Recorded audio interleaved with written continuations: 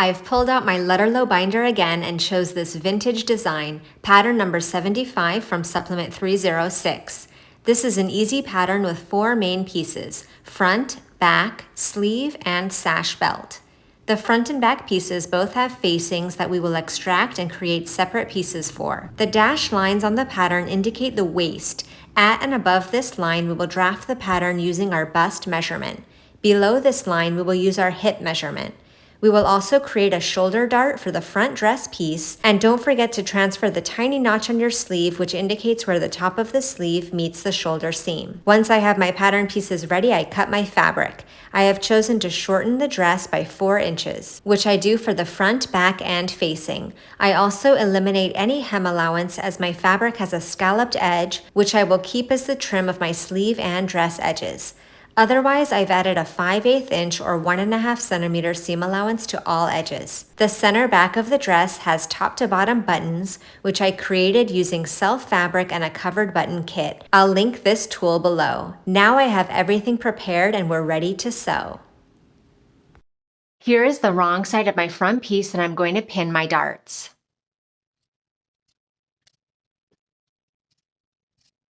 Once I have them both pinned, I'll sew from the top to the point, leaving thread tails at each point so I can tie them in knots.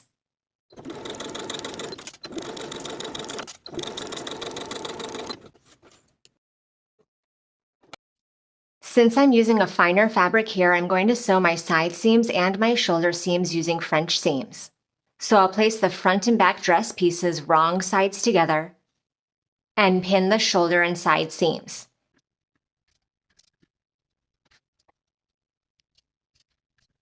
Then I'll sew the side seam and the shoulder seam with a 1/4 inch seam allowance.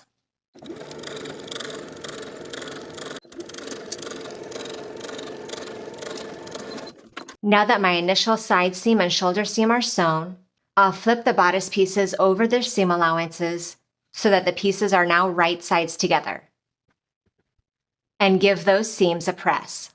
Then we can sew our pressed side seam and shoulder seam with a 3/8 inch or 1 centimeter seam allowance.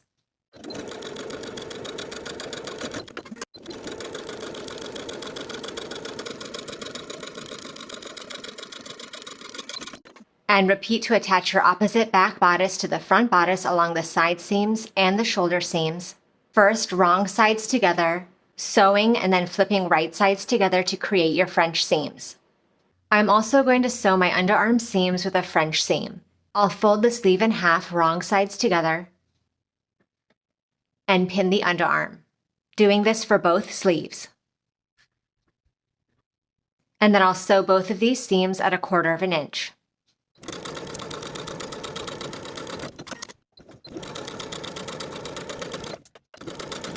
Then I'll turn the sleeves over the seam allowance and give those seams a press. Then we can sew both of these seams at 3/8 inch or 1 centimeter seam allowance. Since the bottoms of my sleeves are scalloped and essentially already finished, I'm not going to hem the bottom of the sleeves.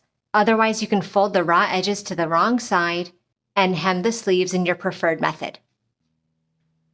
Now to prepare the sleeves for inserting into the bodice, I'm going to sew basting stitches along the top parts of the sleeves, using the longest stitch on my machine and leaving thread tails on both ends so that I have threads to pull for easing. Do this for the tops of both sleeves.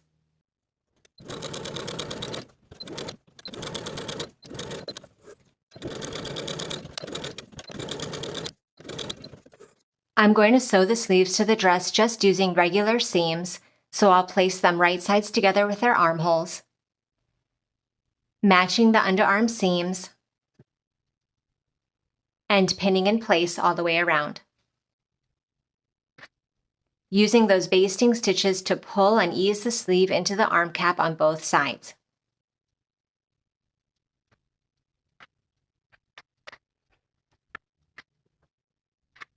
Then we can sew the sleeve in place with a 5/8 inch seam allowance, finish the raw edges, and repeat for both sleeves.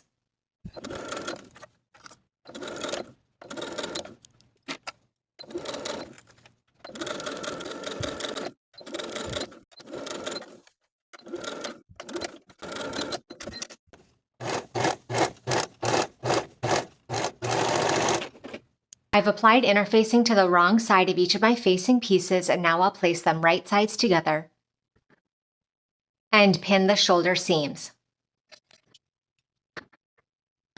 I'll sew each shoulder with a 5/8 inch or 1.5 centimeter seam allowance.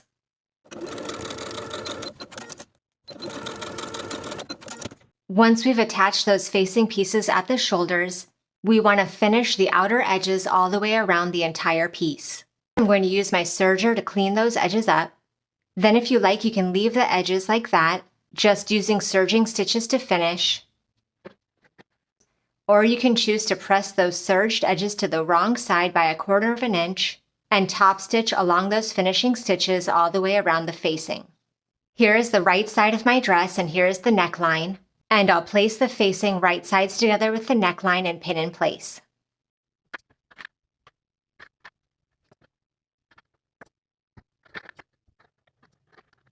Then we'll also pin from the neckline down the center back on both sides.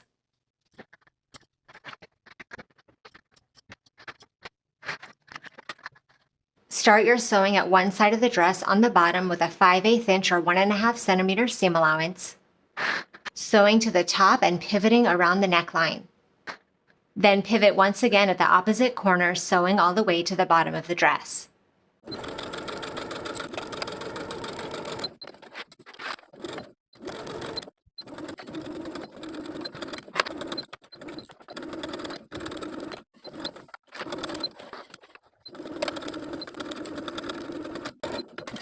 Now I'll trim those seam allowances all the way around by about half.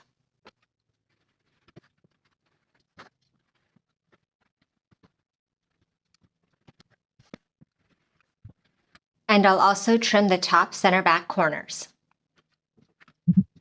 Now we're going to understitch the entire facing, turning the facing over its seam allowance and sewing the facing to its seam allowance all the way around. As you approach the top corners, your presser foot won't be able to understitch all the way to the top of the corner, so understitch as far as you can, and then start a fresh set of stitches around that neckline, ending the understitching at the bottom of the garment.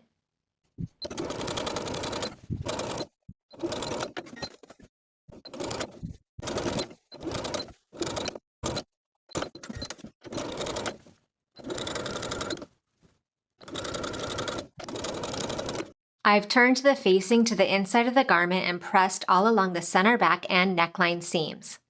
I'll mark my button placement on the back right piece and sew each buttonhole in place.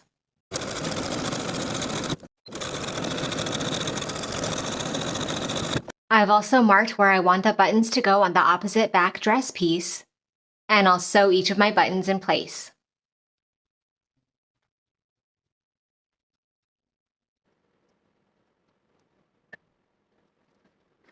If you're working with a material with an unfinished edge, you'll want to hem the bottom of the dress now. Now for the sash belt piece, I folded it in half, right sides together. I'm going to start sewing at one short edge with a 5/8 inch or 1.5 centimeter seam allowance, and then pivot to continue sewing with the same seam allowance along all of the raw edges, leaving an opening somewhere in my stitches of about 1 to 2 inches for turning. Turn the belt right side out through your opening, and then give the tie a good press. And then you can slip stitch or top stitch that opening closed. And now your dress is complete. Thank you for watching this sew along. So here's the final result of my new vintage style dress. Subscribe to the channel for more full-length sewing tutorials, and I'll see you in the next video.